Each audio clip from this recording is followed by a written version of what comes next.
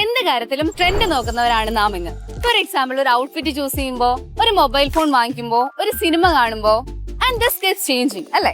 +2 അല്ലെങ്കിൽ ഡിഗ്രി കഴിഞ്ഞ് കൺഫ്യൂസ്ഡ് ആയി നിൽക്കുമ്പോൾ കരിയർ സേഫ് ആക്കാൻ ഒരു ട്രെൻഡിങ് ഫീൽഡ് തന്നെ ചൂസ് ചെയ്താലോ? Why logistics is the real trend?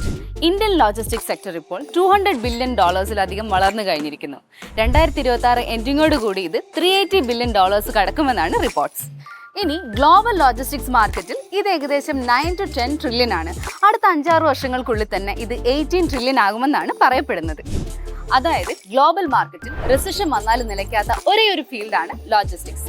പിന്നെ ആമസോൺ, മിന്ത്ര, ഫ്ലിപ്കാർട്ട് തുടങ്ങിയ കമ്പനികളുടെ വലിയ സപ്ലൈ ചെയിൻ നെറ്റ്വർക്ക്, ഒരൊറ്റ ജോബ് എന്നതിലുപരി ഒരുപാട് ജോബ് പൊസിഷൻസ്. മാത്രമല്ല, ഒരുപാട് വർഷങ്ങളൊന്നും കോഴ്സ് കഴിയാൻ നോക്കിയിരിക്കാതെ വെറും മാസങ്ങൾ കൊണ്ട് പഠിച്ച് നല്ലൊരു ജോലി നിങ്ങൾക്ക് സ്വന്തമാക്കാം. അപ്പൊ എങ്ങനെയാ കരിയർ സേഫ് ആക്കാൻ ട്രെൻഡിങ് ആയ ഒരു കോഴ്സ് തന്നെ ചൂസ് ചെയ്യല്ലേ?